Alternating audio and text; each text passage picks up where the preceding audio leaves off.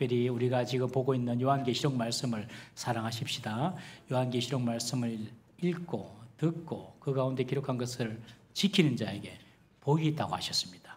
여러분 요한계시록 말씀을 잘 알고 그 가운데 지켜행하면 복이 있습니다. 우리가 7월달 한 달 동안 또 아마 8월 첫 주까지 갈까요? 우리가 요한계시록 말씀을 새벽기도 때 계속 살펴보는데 여러분 요한계시록을 살펴보는 가운데 여러분들의 영혼이 잘 되고 또 범사가 잘 되고 육신이 복을 받는 역사가 일어나기를 주님의 이름으로 축복합니다. 이 요한계시록은 1세기 교회에 불어닥친 핍박과 박해, 그 박해를 받고 있는 교회에게 쓴 편지입니다. 동시에 종말을 살아가는 오늘 현대 교회에게 주시는 편지가 요한계시록입니다.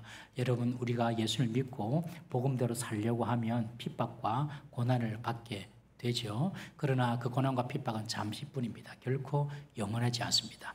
예수님께서 반드시 이기시고 승리할 것이다. 그래서 위로와 소망을 주기 위해서 쓰여진 책이 바로 이 요한계시록입니다. 오늘 10장 그리고 이어서 11장은 일곱째 나팔이 불려지기 전에 잠시 삽입된 그런 막간의 장면인데요. 여러분 계시록에 나타나는 재앙이 보면 아시다시피 7 재앙이 있고 그 다음에 7 나팔 재앙이 있고 7 대접 재앙이 있죠. 7 재앙이 끝나고 나팔 재앙이 시작되고 그리고 나팔 재앙이 끝나고 7 대접 재앙이 시작됩니다. 인재앙을 뗄 때에 우리가 지난주 살펴봤지만 정복과 전쟁의 역사가 도래하고 그리고 기근과 역병, 믿는 자들의 순교가 일어나고 그리고 끔찍한 파괴를 가져오는 대지진과 천체의 격변 등이 일어났습니다. 그리고 7째 인을 뗄 때에 7 이제 나팔 재앙이 시작이 되는데 나팔 재앙에서는 세상의 식물을 파괴하는 우박과 불, 바다 생물의 죽음, 해달별들이 어두워지고 구원받지 못한 자들이 괴로움을 당하는 악한 황충의 질병이 인류 3분의 1을 괴롭히고 그리고 적그리스도로 대변되는 이 악한 사탄의 군대가 일어나서 3분의 1의 인류를 죽입니다. 여러분 이것은 3분의 1의 인류가 죽는 것은 전쟁이 일어나는데 자기들끼리 악한 자들끼리 싸우는 거예요. 악한 자들끼리. 그래서 3분의 1이 죽습니다. 7째 나팔이 불려지면은 대접 심판이 시작이 되는데 이제 이 대접 심판은 하나님의 마지막 화입니다. 하나님의 마지막 화, 이 땅에 부어지는 하나님의 그 진노의 대접이 쏟아지기 시작합니다. 고통스러운 염증과 바다의 모든 생명체가 죽고 강물도 피로 변하고 태양의 열기가 심해지고 아마겟돈에서 모이는 적그리스도의 군대가 나타나고 끔찍한 지진과 거대한 우박이 나타나서 이 땅이 초토화가 됩니다. 그때 주님께서 오신다는 것입니다. 처음 7인을 떼는 재앙은요, 인을 떼는 것은 재앙의 시작을 의미합니다. 이미 20세기에 들어와서 이 7인은 떼어진 것 같습니다. 재앙이 시작되었습니다. 인을 뗀다는 것은 봉인을 푼다는 의미거든요. 이 땅의 종말을 알리는 재앙이 시작이 되었다는 것입니다. 그리고 7 나팔 재앙이 나타나는데 나팔이라는 것은 알림과 경고의 의미가 있습니다. 우리가 군에서 기상 나팔로 이렇게 깨우잖아요. 기상할 때도. 그리고 적이 쳐들어올 때도 나팔로 경고합니다. 7 나팔 재앙에서는 7 재앙보다도 더욱 본격적인 종말의 재앙이 진행이 됩니다. 특히 첫 번째 나팔에서 네 번째 나팔까지는 천체의 재앙에 자연과 천체의 재앙에 집중이 되어 있습니다. 그리고 재앙의 강도도 7번의 인재앙보다도 더 강도가 심해지고 범위도 더 넓어집니다. 인의 재앙에서는 4분의 1, 이 땅의 4분의 1만 영향을 받았는데 이제 나팔 재앙이 들면 3분의 1에 해당되는 이 땅의 재앙을 받게 됩니다. 인, 나팔, 대접, 재앙은 갈수록 그 강도는 심화되고 범위는 넓어집니다. 앞으로 사람들은 더욱 이기적이고 더욱더 포악해지고 더욱더 악해지게 될 것입니다. 그리고 자연재해는 더욱 빈번해지고 그 강도는 더욱 세어질 것입니다. 그것이 성경이 경고하고 있는 종말의 징조입니다. 그러나 이 모든 재앙은 하나님을 알지 못하는 사람에게 주시는 하나님의 경고성 심판이지 하나님의 백성이 대상은 아닙니다. 지난주에는 6째 인을 떼고 7째 인을 뗄 때 잠시 새로운 장면이 삽입된 것을 우리가 보았습니다. 연속되는 재앙 중에 잠시 막간을 두며 다른 장면을 보여주는 것은 주의를 환기하면서 전하고자 하는 메시지를 주기 위함입니다. 7째 인 재앙 전에 하나님의 진노의 큰 날에 누가 능히 설 것인가? 6째 인을 뗐을 때 그런 말이 나오죠. 누가 이런 하나님의 진노의 큰 날에 설 것인가? 그때 막간의 장면이 나오면서 이 땅에서 하나님의 인을 맞은 14만 4천 명과 이들이 하늘에서는 흰 옷과 종려나무 가지를 든 셀 수 없는 허다한 무리로 나타납니다. 이 땅에서는 인 맞은 숫자가 14만 4천. 그 사람들이 결국에는 하늘에서는 종려나무를, 이것은 승리를 상징하죠. 그리고 또 흰옷을 입었습니다. 거룩을 상징합니다. 예수님의 보혈로 거룩하게 된 허다한 무리들을 상징합니다. 그러니 이 땅에 있는 14만 4천 명은 하늘에서는 셀 수 없을 허다한 무리로 나타나는 것입니다. 같은 사람들입니다. 바로 하나님의 징계와 심판 앞에 누가 설 수 있느냐, 그런 질문을 던져놓고 하나님의 진노와 징계 앞에 설 수 있는 자는 바로 하나님의 인을 맞은 이 땅에서는 14만 4천 명, 하늘에서는 허다한 무리다 하면서 구원받은 백성들은 하나님의 이런 심판과 재앙에서 보호받는 것을 말씀해 주었습니다. 이제 7째 나팔이 불려지기 전에 다시 오늘 본문은 막간의 새로운 장면이 보여집니다. 10장과 11장이 그 내용인데요. 10장에서는 작은 두루마리 책을 요한이 먹는 환상이 나타나고 11장에는 두 증인 환상이 나타납니다. 그리고 이 7째 나팔이 이제 불려지고 나면 7 대접 심판이 나타납니다. 하나님의 마지막 화입니다. 오늘 본문이 10장, 11장에서 주시고자 하는 하나님 메시지가 뭘까요? 10장에서는 작은 두루마리 책을 요한이 먹습니다. 그런 환상을 이제 요한이 보는 것이죠. 이 본문을 이란 사이비들은 자신들이 이 두루마리 책을 먹은 사람이라고 하면서 자신들만 계시록을 바르게 해석할 수 있다고 주장합니다. 성경은 우리가 읽은 것처럼 요한에게 천사가 먹으라고 했고 요한이 먹습니다. 그런데 이 두루마리 책을 먹는 자가 바로 자기들이다. 신천지 이만희는 내가 먹었다. 그렇게 이야기합니다. 그래서 내가 말하는 것이 진리다. 또한 예수님을 정언하는 두 증인이 나옵니다. 여러분, 우리가 새벽기도 때 이 말씀을 살펴보아서 아는데 11장에 나오는 예수님을 정언하는 두 증인이 누구일까요? 누구인가요? 에이, 나 답이 나와야 되는데 예수님을 정언하는 두 증인이 누구일까요? 교회입니다. 교회. 예수님의 복음을 정언하는 곳은 교회잖아요. 교회가 복음을 전하잖아요. 그런데 왜 두 증인이라고 합니까? 법정에서 정언의 효력은 최소한 증인이 2사람 이상이 돼야 돼요. 그러니 2명의 증인이라고 이야기한 것입니다. 결국 그것이 바로 교회입니다. 교회가 예수님의 복음을 정언합니다. 그런데 이단 사이비들은요, 자기들이 정의를 합니다. 여러분들 천부교 아시죠? 지금 기장에 신앙촌에 있는 천부교를 만든 그 박태선 장로, 박태선도 내가 바로 정인이다, 두 정인이다 그렇게 이야기하잖아요. 여러분, 예수님의 복음을 정언하는 정인은 그런 사람이 아닙니다. 바로 교회입니다. 교회. 이제 5째 나팔을 불 때에 황충대가 나타나서 이마에 하나님의 인을 받지 않은 사람들을 공격을 하는데 정갈이 쏘는 고통처럼 괴로워합니다. 죽지는 않습니다. 5째 나팔에서. 그러나 고생합니다. 이 고생하는 사람들이 누구인지 그 대상이 성경이 분명히 밝히고 있습니다. 우리 요한계시록 9장 4절 말씀 한번 보겠습니다. 요한계시록 9장 4절 말씀 한번 화면 띄워주십시오. 시작. 그들에게 이르시되 땅에 풀이나 푸른 것이나 각종 수목은 해하지 말고 오직 이마에 하나님의 인침을 받지 아니한 사람에게만 해하라 하시더라. 우리가 복음을 듣고 믿는 순간 성령으로 우리 이마에 인이 딱 쳐집니다. 여러분, 보이지 않는 성령의 인이 딱 쳐집니다. 이런 재앙은요, 하나님의 인이 쳐진 사람에게는 미치지 않는다는 것이죠. 인재앙, 나팔재앙, 대접재앙은 갈수록 궁극적으로 이 재앙의 심판이 누구를 향해 있는지를 보여줍니다. 그것은 바로 이 세상에서 권세 잡고 하나님을 대적하고 교회와 성도를 박해하는 악한 자와 마귀를 향해 있음을 계속해서 성경은 보여주고 있습니다. 7째 나팔이 불려지기 전에 오늘 본문에 두루마리 환상과 두 정의 환상을 이제 보여주는데 왜 이 환상을 보여줄까요?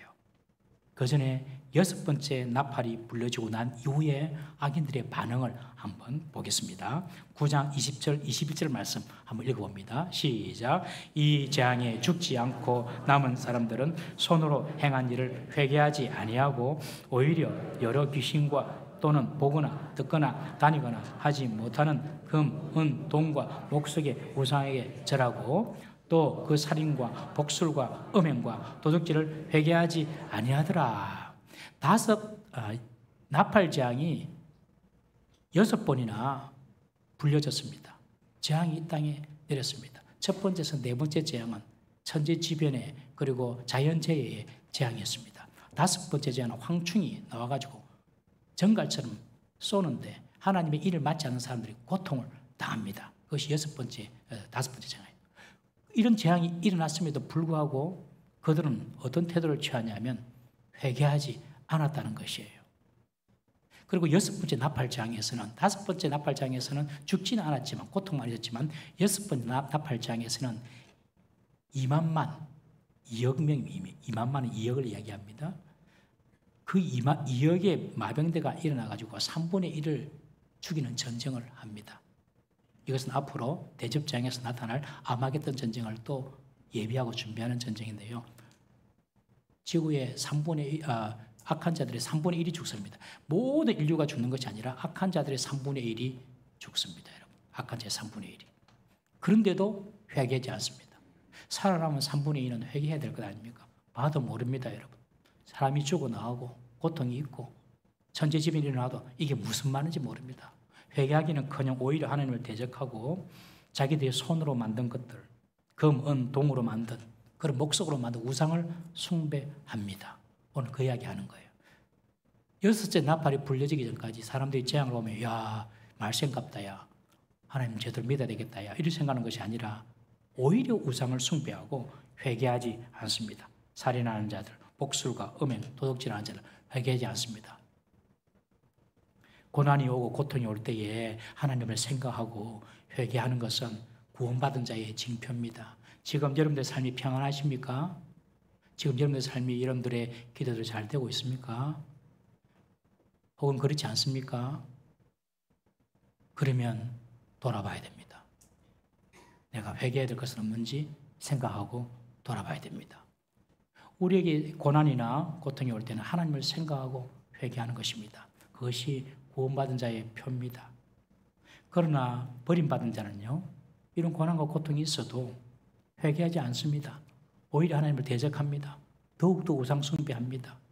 자신을 돌아보거나 회개하기는커녕 모든 것을 하나님 탓이다, 조상 탓이다, 부모 탓이다, 남 탓이다, 이런 식으로 환경 탓이다 둘러댑니다. 항상 둘러대고 자기를 보지 않습니다. 회개하지 않아요. 버림받은 자들입니다. 그러나 택함받은 자들은요, 작은 어려움만 있어도 자신을 돌아보고 하나님 앞에서 자신의 모습을 바로 세워 나가는 것입니다. 이 6번째 나팔이 불러질 때까지 악한 자들은 회개하지 않고 오히려 우상을 숭배하는 모습을 보았습니다. 그런 상황에서 10장이 시작이 됩니다.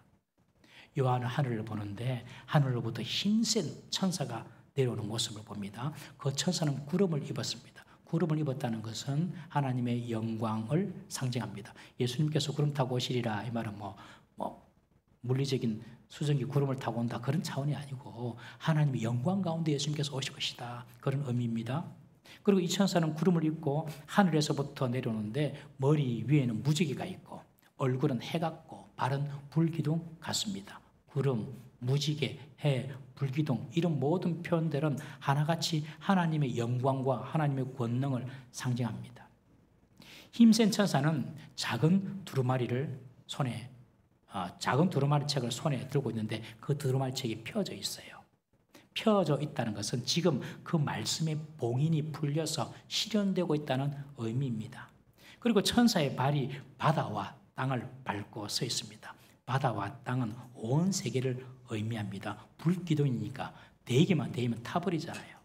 이 불기둥은 심판과 정화의 그런 의미가 있습니다. 그리고 바다와 땅의 이 두 불기둥 같은 다리가 밟고 있다는 것은 이 마지막 때의 심판의 징계가 어떤 한 지역에 나타나는 지역적인 심판이 아니라 전 세계적으로 실행되는 심판임을 알 수가 있습니다. 우리가 조금만 깨어 있으면 지금 이 마지막 징조로 가는 그런 어떤 심판이다. 우리가 다 알게 됩니다. 힘센 천사가 사자가 부러지듯이 큰 소리로 외치니까 하늘에서 7 우레가 칩니다. 그러면서 소리가 들립니다. 7 우레, 이 7은 완전수를 말하지 않습니까? 7 우레는 하나님의 음성을 상징합니다. 힘센 천사가 사자처럼 포효하니까 7 우레가 하늘에서 꽝 치면서 음성이 들리는 거예요. 요한은 7 우레가 하나님의 음성인 줄 알고 그 말씀을 받아 적으려고 이렇게 준비하니까 하나님께서 말씀하십니다. 그 말씀은 기록하지 마라. 임봉하여서 열어보지 말라라고 말씀합니다. 그렇지만 지체하지 않고 그 말씀이 다 곧 이루어질 것이다 라고 말씀합니다. 이 서신을 처음에 보았던 독자들은요, 환난과 핍박 가운데 있었던 독자들입니다. 겨우겨우 믿음의 끈을 붙잡고 살아가는 초대교회 성도들이었습니다. 그들이 무슨 기도했겠습니까? 주님, 언제까지 참으시겠습니까? 언제까지 우리의 고난과 박해가 계속되어야 됩니까? 언제까지 주님 저들을 심판하지 않겠습니까? 그렇게 생각하고 있는 그들에게 주시는 말씀이에요. 그렇게 오래되지 않다. 곧 심판의 날이 올 것이다. 7 우리의 소리를 봉하여서 그 내용을 알 수는 없지만 그 7 우리의 소리가 곧 실천되어질 것이다 라고 위로해 주는 것입니다. 여러분, 때에 따라서는 하나님께서 감추시는 뜻이 있다는 것도 알아야 됩니다. 우리가 하나님 뜻을 다 알 수가 없습니다. 우리는 하나님 뜻을 다 알 수 있다라고 말하는 것은 잘못된 가르침입니다. 우리 베드로후서 3장 16절 말씀 한번 보겠습니다. 시작. 그 모든 편지에도 이런 일에 관하여 말하였으되 그 중에 알기 어려운 것이 들어있으니 무식한 자들과 굳세지 못한 자들이 다른 성경과 같이 그것도 억지로 풀다가 스스로 멸망에 이르느니라. 여러분, 우리가 하나님 말씀을 다 알 수가 없어요. 하나님 뜻을 다 이해할 수 없어요. 하나님께서 보여주신 것이 있어요. 그 보여주신 것만으로도 충분하기 때문에 그렇습니다. 성경 구석에 있는 이상한 것, 애매모호한 것, 참 난해 구절 이런 것만 갖고 와가지고 자기 식대로 싹 해석하면서 사람들에게 논리적으로 이해를 시켜주면서 우리는 이렇게 성경을 풀이할 수 있는 특별한 사람이야. 우리에게만 구원이 있어. 이렇게 말해주는 것 전부 다 잘못된 가르침입니다. 덮어놓고 믿는 것도 문제지만 성경이 함구하고 있는 것을 덜 주어서 추측하고 억측하고 판단해가지고 그 성경을 알아내려고 하는 것은 더 위험합니다. 여러분, 성경은 호기심의 대상이 아니라 믿음과 순종의 대상임을 알아야 합니다. 루터에게 어떤 사람이 찾아와서 하나님이 세상을 6일 동안 창조하셨는데 하나님이 세상을 6일 동안 만들기 전에는 뭐하고 계셨을까요? 그러니 루터가 하나님이 지옥을 만들고 있었지. 왜요? 네 같은 사람 보내려고.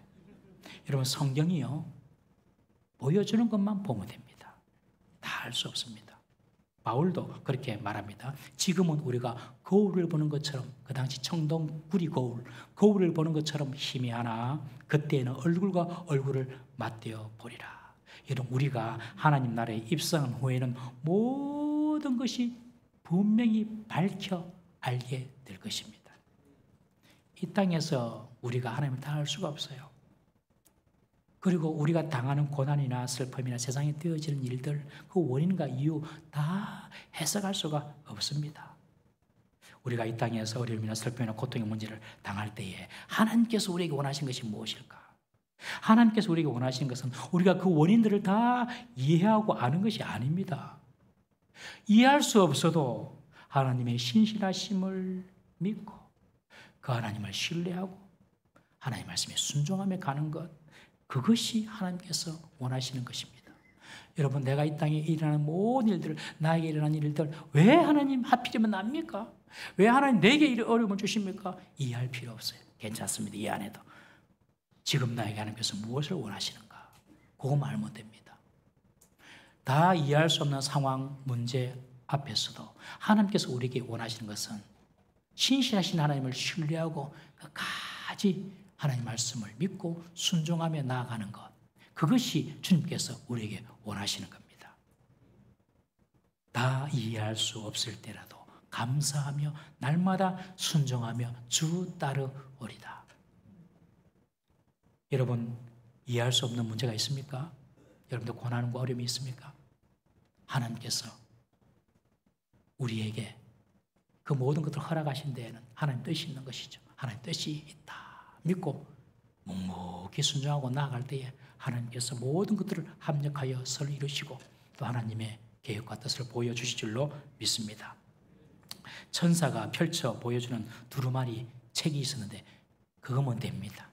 천사가 펼쳐 보여주는 것만 보면 돼요. 일곱 우레솔이 다 몰라도 되는 것입니다. 그 책에는 심판과 구원의 내용이 들어있습니다. 보여주신 하나님 말씀만 가져도 우리는 구원받을 수가 있습니다. 이 책으로 충분히 우리는 마지막 날을 준비할 수 있고 우리에게 있는 환난이나 고통의 문제도 통과할 수가 있는 것입니다. 다시 하늘에서 사도 요한을 향한 음성이 들립니다.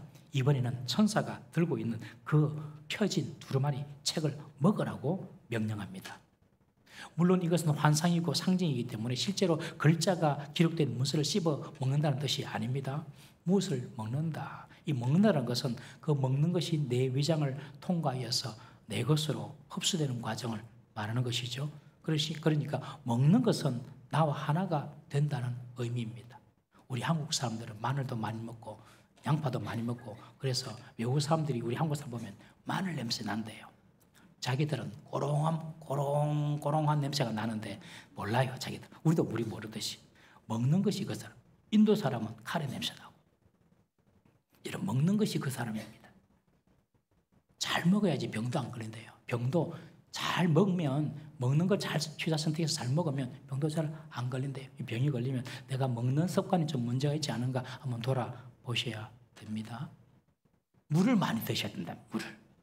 물을 많이 드세요. 저도 잘 안 되는데 물을 많이 드세요. 그러면 질병 80%도 피해갈 수 있답니다. 특별히 몸에 해로운 것은 절대로 먹으면 안 됩니다. 술, 담배 이런 거 다 끊어야 됩니다. 다 끊어야 돼요. 우리 특히 청년들 술, 담배 다 끊어야 됩니다. 술, 담배 들어가가지고는 백해무익합니다. 먹는 것이 자기예요. 우리가 성만찬을 하는데 떡과 포도주를 먹고 마시지 않습니까? 이 떡과 포도주는 마시는 성만찬은 예수님께서 우리를 위하여 대속하여 죽으신 그 죽음을 기념할 뿐만 아니라 먹음으로 내가 예수님이 되고 예수님이 내가 된다는 것입니다. 나와 예수님이 하나가 된다는 그런 의미가 있거든요. 그러니 내 생각이 예수님의 생각이 되고 내 몸이 예수님의 몸이 되어서 예수님의 뜻대로 내 몸을 쓰겠다는 그런 신앙의 고백이 되는 것입니다. 이 천사가 요한들어 이 두루마리 책을 먹으러 하는데 말합니다. 네 배에는 쓰다. 그러나 입에는 달 것이다. 라고 말합니다. 하나님의 말씀이 입에 달다는 것입니다. 여러분, 하나님의 말씀은 구원의 말씀이고 생명의 말씀입니다. 그 말씀을 먹을 때는 우리 입에 단 것입니다. 여러분, 하나님 말씀이 달다고 느껴보셨죠? 하나님 말씀이 한 번도 난 달다라는 느낌이 없다, 그런 생각이 없다라고 생각하시는 분은요, 주님을 인격적으로 아직까지 못 만났을 수도 있어요. 예수님이 말씀이거든요. 예수님이 본체가 말씀인데 그 말씀이 참 달다, 참 좋다, 이렇게 여러분 느껴지는 것이 정상입니다. 말씀이 느껴지고 말씀이 믿어질 때 우리가 주님을 만난 거거든요. 우리 주님 만났다 그러는데 어떻게 주님 만납니까, 여러분? 뭐 예수님을 꿈에 봐야 됩니까? 환상으로 봐야 됩니까?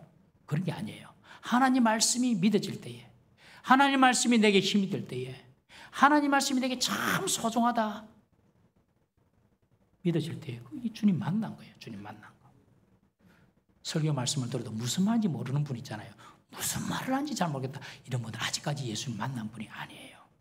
여러분, 앞에 미국 목사님이 써가지고 블라블라블라 미국 말로 하면 알아듣겠어요? 여러분들이 하나도 못 알아듣지. 다른 외국 사람들이 와서 막 설교하면 알아듣겠지. 못 알아듣지. 설교를 하는데도, 한국말로 설교를 하는데도 못 알아듣. 그것은 아직까지 주님을 인격적으로 만나지 못한 겁니다. 말씀이 들리면 누가 담임 목사가 설교하든 전사님이 설교하든 목사님이 설교하든 부목사님이 설교하든 그게 다 들려야 되는 거예요. 다 들려야 되는 거예요. 주님 만난 사람이에요. 여러분, 이 말씀이 들릴 뿐만 아니라 하나님 말씀을 들으면요, 야, 달다. 참 귀하다. 참 감사하다. 참 맛있다. 여러분, 이런 고백이 나오는 것이 정상입니다. 말씀이 믿어질 때에, 말씀이 내게 주시는 하나님의 약속이 될 때에, 정말 말씀이 소중하다 느껴질 때에 여러분들 주를 만난 거예요. 그런데 이 말씀이 배에는 쓰답니다. 이것은 말씀대로 실천하는 것은 힘들다는 것입니다. 말씀을 듣고 먹을 때는 꿀처럼 달콤하지만 이 세상 가운데서, 복음을 거부하는 이 세상 가운데서 복음대로 살려고 하면은 고난과 핍박이 따라오기 때문에 입에는 달지만 말씀대로 행동하고 순종하고자 하는 것은 쓴 일입니다. 원수를 사랑하라. 아이고 좋네요. 사랑하라. 근데 원수 사랑하려고 해보십시오. 됩니까? 안 됩니다. 원수 미운데요. 저주가 먼저 나오는데 됩니까? 안 됩니다. 그래서 어쩝니까? 주여 사랑하게 하십시오. 주의 사랑을 부어주십시오. 주의 긍휼을 부으십시오. 기도하는 것이죠. 그 주의 마음이 부어지면은 사랑하는 마음, 긍휼의 마음이 생기게 되는 것이죠. 듣는 것은 입에 달지만은 그 말씀대로 실천하기는 쉽지 않은 것입니다. 여러분, 세상 속에서 하나님 말씀을 실천하려면 내 모든 자존심을 다 내려놔야 됩니다. 내 자존심을 그냥 다 십자가에 못 박아버리고 다 내려놓아야지 주의 말씀을 실천할 수가 있습니다. 그것이 배에 쓰다는 것이에요. 그러나 내 자존심을 내려놓으면 하나님의 영광이 찾아옵니다. 믿습니까? 내 자존심 내려놓는 순간 하나님의 영광이 찾아와요. 주의 말씀 따라 살려고 하면요, 세상 친구들 떠나갈 수도 있습니다. 그동안 가까이 지냈던 친구들이 떠나가요. 주의 말씀을 따라 살려고 하면 괜찮습니다. 세상 친구 떠나가도 믿음의 좋은 친구들이 또 생깁니다. 그리고 예수님이 나의 더 좋은 친구가 되십니다. 직장에서 하나님 말씀대로 살려고 하면요, 윗사람에게 찍힐 수도 있습니다. 괜찮습니다. 하나님이 윗사람 바꾸어 주십니다. 경제적인 손해가 올 수도 있습니다. 하나님은 다른 부분에서 더 값진 은혜를 반드시 주십니다. 말씀을 실천하고 순종하고 사는 것이 배에 쓰고 힘든 일이지만 순종하고 나아갈 때 반드시 하나님이 보상해 주십니다. 세상까지 안 나가고 가정 안에서도 마찬가지입니다. 집에서 가장이라고 내가 왕이다 이러면 안 되죠. 엄마라고 자식들을 내 소유물처럼 내 말이 맞다고 내 뜻대로 자식들을 키우려고 해서는 안 됩니다. 가장도 하나님 말씀대로 가정을 다스려야 하고 엄마도 하나님의 말씀으로 자녀를 양육해야 됩니다. 하나님 말씀이 떠오르지 않으면 잔소리도 하면 안 됩니다. 하나님 말씀으로 말씀이 이렇게 되어 있지 하고 양육을 해야 됩니다. 자식들은 사춘기라고 이제는 내 마음대로 해도 행동해도 돼. 천만에 만만의 콩떡입니다. 중2병, 마귀병입니다. 마귀병. 중2는 괜찮아. 무슨 짓을 해도 다 마귀입니다. 마귀. 마귀가 그래 시키는 거예요. 말씀을 실천하려고 하는 중2는 중2병도 안 걸립니다. 다윗도 중2였고요. 다니엘도 중2였고요. 요셉도 중2였어요. 다 중고등부 때에 이 다윗, 다니엘, 요셉 다 하나님 마음에 합한 자들이었습니다. 그러니 이 중2가 부모님 말씀 들으려고 하니까 얼마나 힘들겠어요. 그러니까 하나님 말씀도 실천한 것이 배에 쓰지요. 여러분, 하나님 말씀대로 순종하시 얼마나 힘듭니까? 물질 부분, 사람 관계의 부분, 하나님 말씀대로 하려 해보세요. 잘 안 됩니다. 씁니다. 그런데 그렇게 할 때에 하나님께서 복의 문을 열어주십니다. 지금 뭔가 잘 돼야 되는데 지금 뭔가 좀 풀려나가야 되는데 지금 뭔가 길이 열려야 되는데 안 되죠. 그때는 돌아봐야 됩니다. 뭔가 걸린 게 있습니다. 지금 뭔가 걸린 게. 그거 해결해야 됩니다. 하나님 말씀에 순종해야 됩니다. 그 말씀을 실천하는 것은 쓰고 고달프지만은 그 말씀으로 순종했을 때에 하나님께서 복의 복을 주시는 줄 믿으시기를 바랍니다. 그리고 나서 천사가 요한에게 명령합니다. 마지막 명령 11절입니다. 우리 한번 11절 읽어보겠습니다. 시작. 그가 내게 말하기를 내가 많은 백성 나라와 방언과 임금에게 다시 예언하여야 하더라. 요한 보고 다시 예언하라고 합니다. 여러분, 예언하는 것은 미래의 일을 점치는 것이 아닙니다. 꼭 기억하십시오. 사탄 마귀는, 귀신은 우리 과거는 압니다. 쭉 봤거든요. 과거 온 거. 미래는 하나님의 손에 있습니다. 미래는 하나님의 손에 있어요. 과거를 맞춘다고 미래를 맞춘다고 생각하시면 안 돼요. 성도에게 미래는 날마다 기회고 날마다 소망입니다. 성도에게 미래는 날마다 축복입니다. 하나님의 손에 있을 때에. 예언하라 요한보고 다시 나가서 예언하라. 미래를 이렇게 점치듯이 하라는 말이 아니고 성경에서 말하는 예언은 하나님의 받은 말씀, 하나님의 말씀을 대언하라는 것입니다. 하나님의 말씀을 대언하라. 여러분 종말이 있을까요? 없을까요? 여러분들 있어요? 하지요. 밖에 나가보세요. 그런 게 어디 있어? 이랍니다. 몰라요. 너무너무 당연한 데도 몰라요. 교회 밖의 사람들은. 여러분 태어남이 있는 것은요. 죽을 때가 있는 거예요. 출생이 있는 것은 사망이 있는 거예요. 여러분 시작이 있다는 것은 끝이 있는 거예요. 창조가 있다는 것은 종말이 있다는 것입니다. 그런데 이런 당연한 것을 모릅니다. 여러분. 보여줘도 모릅니다. 기상의 이변이 일어나고 이래도 그렇겠지 당연하겠지. 전쟁이라고 사람이 죽어도 그렇겠지 그러다가 말겠지. 아닙니다. 갈수록 강도가 세워지고 횟수는 빈번해질 겁니다. 사람들이 몰라요. 종말을. 하나님께서 천사를 통해 말합니다. 네가 그거 나가서 예언하라. 복음을 전하라. 그런 뜻입니다. 요한이 밖에 나가서 복음을 전해야 될 대상이 누굽니까? 자신을 박해하고 교회를 못 살게 구는 로마 정권 아닙니까? 그게 다시 돌아가서 복음을 전하라는 것입니다. 여러분 이것이 바로 오늘날 종말을 살아가는 우리 교회와 우리에게 주시는 사명인 줄로 믿습니다. 왜냐하면 복음으로만 세상이 변하고 복음으로만 사람이 회개하고 복음으로만 구원받을 수 있기 때문에 그렇습니다. 어린 양이 인을 떼고 천사가 나팔을 불 때 이 땅에 얼마나 많은 재앙이 쏟아졌습니까? 땅과 바다가 황폐하고 파괴되고 사람이 죽어나갑니다. 그런데 세상 사람들은 회개하지 않고 더욱 자기들이 섬기는 우상을 찾아서 경배하고 하나님을 대적합니다. 이때 하나님께서 요한에게 막간의 환상을 통해서 요한에게 말씀하시는 거예요. 재앙이 사람을 회개시키는 것은 아니다. 고통이 온다고 사람이 회개하는 것이 아니다. 하나님의 백성은 고통이 오면 회개하지만 하나님 알지 못하는 자들은 재앙이 온다고 고통이 온다고 회개하는 것이 아니다. 인재앙이 펼쳐지고 나팔재앙이 펼쳐진다고 그들이 주님께로 돌아오는 것은 아니다. 세상 사람들을 죄와 우상에서 돌이키고 회개시킬 수 있는 것은 오직 순종하는 주의 종들을 통한 복음 증거뿐이다. 그러니 나가서 복음을 증거하라라고 지금 말씀하고 있습니다. 여러분 말씀이 들려질 때에 믿음이 생겨나고 믿음이 생길 때에 그들이 회개하고 돌아오게 되는 것입니다. 그러므로 요한에게 다시 세상에 나가서 복음을 전하라라고 말씀하는 것입니다. 여러분 복음을 전하는 것이 우리의 일상이 되어야 할 줄로 믿습니다. 학교에서 공부하는 학생도 공부가 다가 아닙니다. 공부 열심히 해가지고 3, 40년 조금 편하게 살 수 있습니다. 그게 다가 아닙니다. 복음 전가하는 것입니다. 직장에서 열심히 일하는 직장인들도 열심히 돈 모아가지고 노후를 잘 준비하고 그래봤자 노후 20년입니다. 그것 때문에 우리가 직장 가는 게 아닙니다. 사업을 잘해가지고 부를 쌓고 명예를 쌓고 그것이 우리 목적이 아닙니다. 복음 전가하는 것입니다. 학생들은 학교에서도 복음 전해야 되고 직장인은 직장에서도 복음 전가하는 것이고 사업하시는 분은 거래처 사람들에게 복음을 전가하는 것이고 저녁마다 운동하시죠. 운동 가서도 복음 전하고 집에서도 자녀들에게 복음을 부지런히 가르치는 것입니다.